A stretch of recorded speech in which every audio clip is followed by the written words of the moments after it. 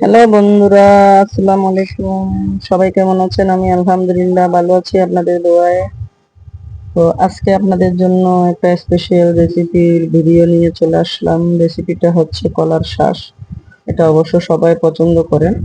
তো যে যেভাবে রান্না করেন সেভাবে তো খান। একবার আমার মতো ট্রাই করেন, খেয়ে দেখবেন কেমন লাগে। এই যে রসুন দিয়ে দিলাম, এখন দিয়ে দিব পেঁয়াজ। এই যে এখন পেঁয়াজ দিয়ে দিলাম। পেঁয়াজগুলো একটু লাল লাল হয়ে গেলে এখন হলুদ মরিচ এগুলো দিয়ে দিব। এই যে হলুদ দিয়ে দিলাম, এখন মরিচ দিয়ে দিচ্ছি।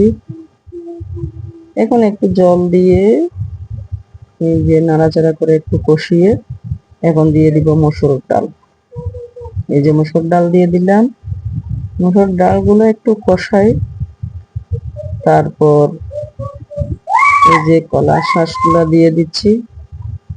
এই যে এগুলো একদম ভালো করে কষাই, তারপর দিয়ে দিব পানি। এই দেখেন, এই যে দিয়ে দিলাম, এখন কষাচ্ছি ভালো করে। এখন একদম কষাই রাখবো এবং কষাই এখন দিয়ে দিব পানি। এই যে একটু পানি বেশি করে দিতে হবে, কারণ মসুর ডাল দিচ্ছি, তারপর কলার শাঁসগুলো একটু ভালো করে সিদ্ধ হতে হবে। এখন কলার শাঁসগুলো দিয়ে দিলাম, ধনে পাতা দিলে দিলাম। এই যে এইদিকে চুলায় আরেক চুলায় দিয়ে দিচ্ছি আলু দিয়ে গরুর মাংস। তো আলু দিয়ে গরুর মাংস রেসিপিটাও আপনারা দেখে নেন।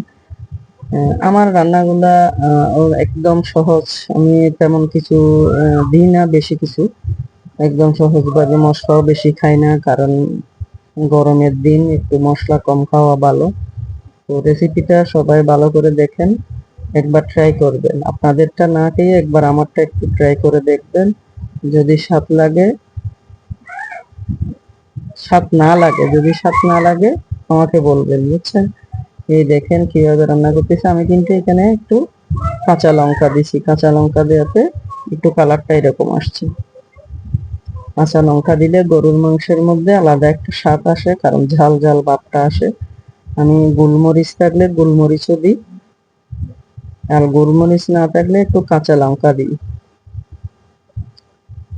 এই দেখেন, ভালো করে কষিয়ে এখন দিয়ে দিব হলুদ মরিচ, সবগুলো কষিয়ে এখন মরিচ দিয়ে দিচ্ছি। একটু লাল মরিচ দিচ্ছি, লাল মরিচ না দিলেও হবে না। এই যে এখন দিয়ে দিচ্ছি গরুর মাংস। গরুর মাংস ভালো করে কষিয়ে তারপর দিয়ে দিব আলু। গরুর মাংস কষা, এই দেখেন আমার কলার শাঁসগুলা দেখেন কি সুন্দর কালার আসছে। কলার শাঁসগুলা আমাদের চট্টগ্রামের ভাষায় বলি কলার বৌলি, কিন্তু আপনারা মনে হয় কলার শাঁস বলেন। এই যে দিলাম, এক এক অঞ্চলে এক এক রকম বলে। এই যে আলু দিয়ে দিচ্ছি গরুর মাংসের মধ্যে।